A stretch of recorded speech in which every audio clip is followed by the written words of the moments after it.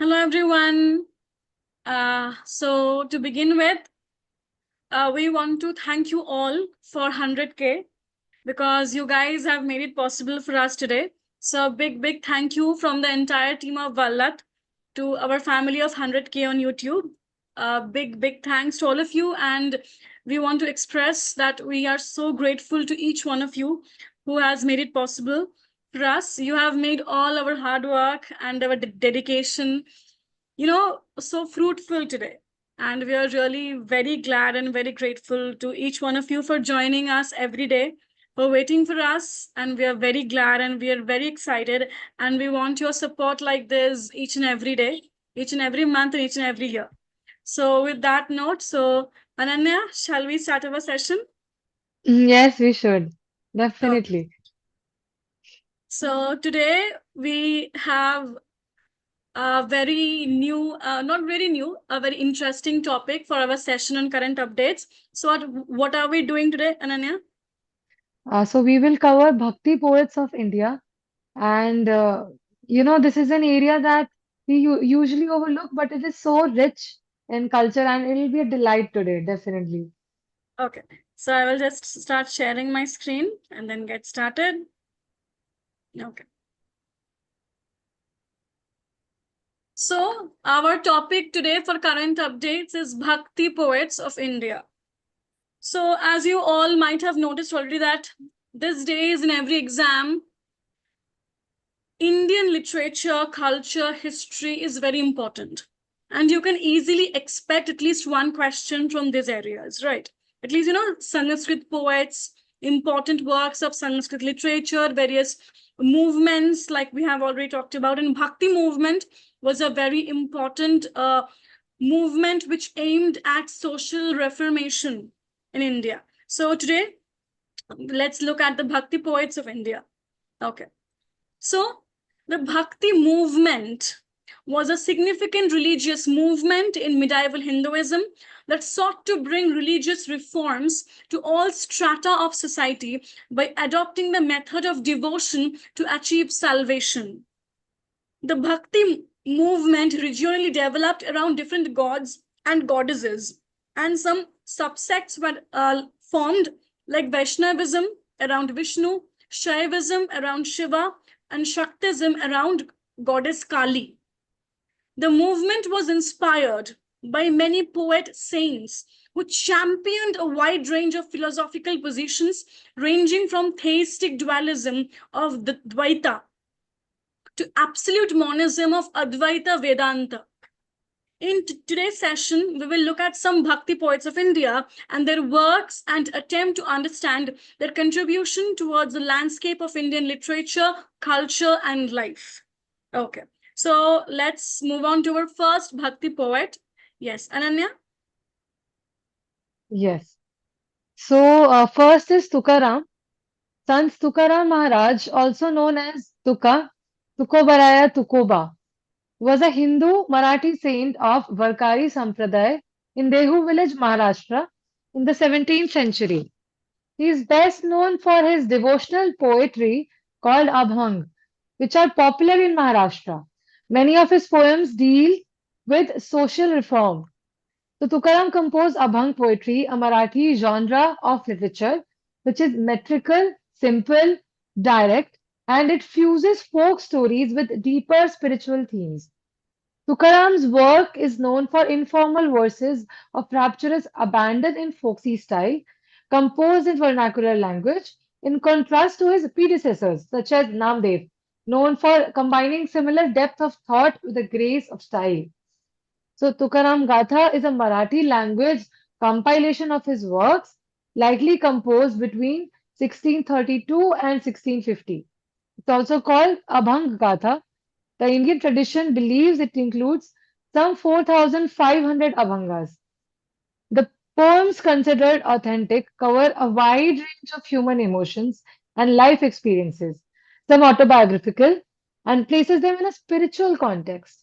So he includes a discussion about the conflict between pravriti, having passions for life, family, business, and nivriti, the desire to renounce, leave everything behind for individual liberation, moksha.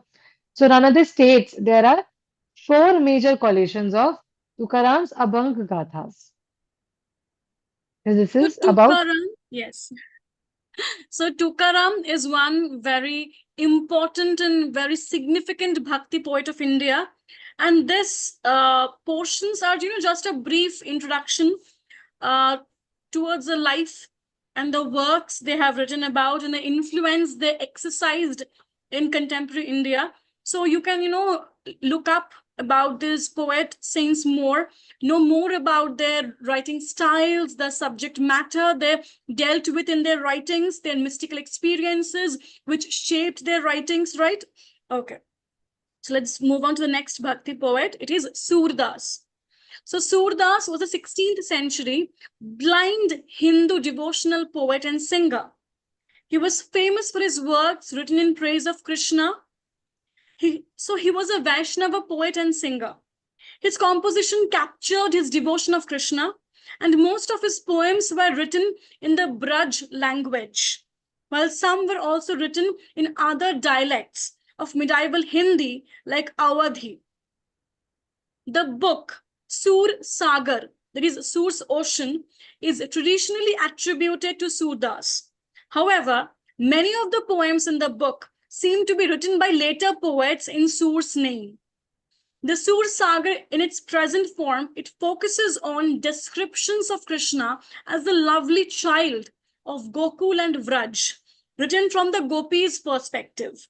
So again, this theme of adoration, this theme of ecstasy in love of God, in this idea of ecstasy in devotion, all these themes are recurrent themes which occur in the mystical writings or the poems or the bhajans and kirtans of the bhakti poets. So Surdas was another major poet. He was a devotee of Krishna, and he was also a blind poet. And one of his major works was Surdas, Sur Sagar, which is also known as Sur's Ocean. Okay, next. so Tulsidas. Atmaram Dubey, known as Tulsidas, was a Vaishnav, Hindu saint and poet, renowned for his devotion to the deity Ram. He wrote several popular works in Sanskrit, Avadhi, and Braj Bhasha, but is best known as the author of the Hanuman Chalisa and of the epic Ramcharitmanas, a retelling of the Sanskrit Ramayana, which is based on Ram's life in the vernacular Avadhi language. Tulsidas started the Ram Leela plays, a folk theatre adaptation of the Ramayana. He has been acclaimed as one of the greatest poets in Hindi, Indian, and world literature. The impact of Tulsidas and his works on the art, culture, and society in India is widespread and is seen today in the vernacular language, Ram Leela plays, Hindustani classical music, popular music, and television series. So again, Tulsidas, a very renowned figure in Bhakti devotion or in Bhakti movement. All of these poets exercised influence in their own ways. They molded devotion or the landscape of devotional poetry in India in their own ways. Their mystical experiences shaped their writings, their inclinations, their spiritual inclinations, molded not only, again, their writings and their writing style and the subject matter, but also the uh, contemporary atmosphere of the country. Okay. And this is applicable for all the Bhakti poets we are going to talk about. So let's move on to the next poet. Okay, so before we move on, at Vallat, from 28th April onwards, we are starting a certificate course on digital humanities, where we will be talking about, this idea of decoding the digital human in digital humanities. And the resource person of this course is Dr. Ashijit Datta. He is an assistant professor at the Department of Liberal Arts at the SRM University of Andhra Pradesh. And this course will start from 28th April. It's a series of 4 lectures on digital humanities. And the fee will be rupees 1,000. And there is the phone number on the screen where you can contact for your further queries and get enrolled accordingly for this course. Okay. So to come to the next poet, we have Jayadeva. So Jayadeva was a Sanskrit poet during 12th century, and he's most known for his epic poem Gita Govinda, which concentrates on Krishna's love with the Gopi Radha in a rite of spring. This poem, Gita Govinda, which presents the view that Radha is greater than Krishna, is considered an important text in the Bhakti movement of Hinduism.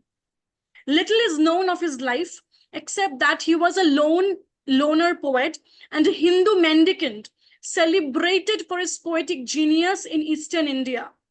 Jayadeva is the earliest dated author of hymns that are included in the Guru Granth Sahib, the primary scripture of Sikhism, a religion founded in the Indian subcontinent centuries after his death. So again, to keep it brief, Jayadeva's most important work was Gita Govinda. All right. Next poet, yes. So Mirabai. Mira known as Mirabai and venerated as Sant Mirabai, was 16th century Hindu mystic poet and a devotee of Krishna. She is a celebrated Bhakti saint, particularly in the North Indian Hindu tradition. Millions of devotional hymns in passionate praise of Krishna are attributed to Mirabai in the Indian tradition, but just a few hundred are believed to be authentic by scholars, and the earliest written records suggest that except for two hymns, most were first written down in the 18th century. Many poems attributed to Mira were likely composed later by others who admired Mira. These hymns are a type of bhajan and are very famous across India. The number of compositions by Mirabai continue to be sung today in India, mostly as devotional songs, bhajans, though nearly all of them have a philosophical connotation. One of her most popular compositions remains Payoji Maine Ram Ratan Dhan Payo. Mira's poems are lyrical pads, which is metric verses in the Rajasthani language. While thousands of verses are attributed to her, scholars are divided as to how many of them were actually penned by Mira herself. There are no surviving manuscripts of her poetry from her time, and the earliest records with two poems credited to her are from the early 18th century, which is more than 150 years after her legendary disappearance in 1547. So this is all about Mirabai. She's mostly famous for bhajans, and she was a devotee of Krishna. Okay, so let's move on to our next poet. It is Basava. Basava, also called Basavanna, was an Indian philosopher, poet, Lingayat social reformer in the Shiva-focused Bhakti movement and a Hindu Shaivite social reformer during the reign of the Kalyani Chalukya dynasty. Basava was active during the rule of both dynasties, but reached the peak of his influence during the rule of King Bijala II in Karnataka, India. Basava spread social awareness through his poetry, popularly known as vachanas. So his poetry was popularly known as vachanas.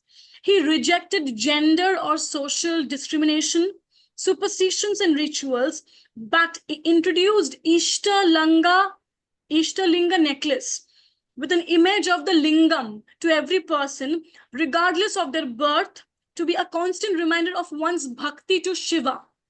A strong promoter of ahimsa, he also condemned human and animal sacrifices. As the chief minister of his kingdom, he introduced new public institutions such as the Anubhava Mantapa, or the Hall of Spiritual Experience, which welcomed men and women from all socio-economic backgrounds to discuss spiritual and mundane questions of life in open. So here we can see a democratization of religion. Previously, religion was concentrated, or the exercise or discussion of religion was concentrated only in the hands of the few, in the hands of the very elite, the Brahmins. But this Bhakti movement practiced a very wide democratization of religion, where everyone, irrespective of gender, caste, class, everyone was free to practice religion in their own way. To wear these ornaments of Shiva, to talk about religion, in a public space.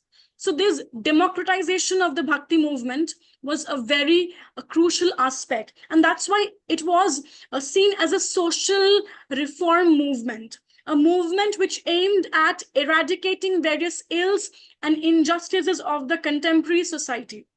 Okay, right. So let's move on to the next poet. Yes. Vidyapati. So he's a Maithili and Sanskrit polymath and poet and saint, playwright, composer, biographer, philosopher, law theorist, writer, courtier, and royal priest. He was a devotee of Shiva, but also wrote love songs and devotional Vaishnav songs. He knew Sanskrit, Prakrit, Apabhramsha, and Maithili. So Vidyapati's influence was not just restricted to Maithili and Sanskrit literature, but also extended to other Eastern Indian literary traditions. The language at the time of Vidyapati, the Prakrit derived late Apahatta, had just begun to transition into early versions of the Eastern language such as Maithili. Thus, Vidyapati's influence on making these languages has been described as analogous to that of Dante in Italy and Chaucer in England. He has been called the father of Bengali literature. So, this is a good way to know the history of Indian languages and how our earlier texts were formed. And this was all about Vidyapati. Now, moving on to the next writer. Okay. So next Bhakti poet is Andal. So Andal was the only female Alvar. Alvar means Alvars were a group of Tamil Bhakti poets. And all of them were men. And she was the only female Alvar among the 12 Hindu poet saints of South India. She was posthumously considered an avatar of the goddess Bhudevi. As with the Alvar sense, she was affiliated with the Sri Vaishnava tradition of Hinduism. Active in the 8th century, with some suggesting 7th century, Andal is credited with 2 great Tamil works. Which are those works? Tirupavai and Nachiyar Triumoli, which are still recited by devotees during the winter festival season of Margali. Andal is a prominent figure for women in South India and has inspired several women's groups such as Goda Mandali. So she was a female Alvar poet of South India and only female Alvar poet. And 2 of her most famous works of Tamil literature are Tirupavai and Nachiyar Triumoli. All right? Okay. So before we wrap up for tonight, we just want to remind you that at Vallabh from 28th April onwards, we're starting a certificate course on digital humanities, where we will talk about, decoding the digital human in digital humanities. The fee will be rupees 1,000, and there is a phone number on the screen where you can contact for your further queries and get enrolled for this course. And the resource person of this course is Dr. Ashajit Datta, an assistant professor from SRM University of Andhra Pradesh. We are really looking forward to see you all in this course. So if you are planning to enroll in this course, do hurry and register now. Okay. So that's all for tonight. Okay. So Ananya, did you like the session? Yes, I loved it. It's about time that we focus on these areas and know our own history as well as not just of, English literature. That's a really nice way to get acquainted with these things, and then we should read further from here. Right. Yes. Because these sessions are just an introduction into these areas. There's so much more to look up and study about. So I really hope you guys like the session. If you did like, then please do like and share this with your friends. And if you're new in this channel, do subscribe. And we will meet you again tomorrow at 9 p.m. All right. And so till then, take care. Good night and bye. I mean,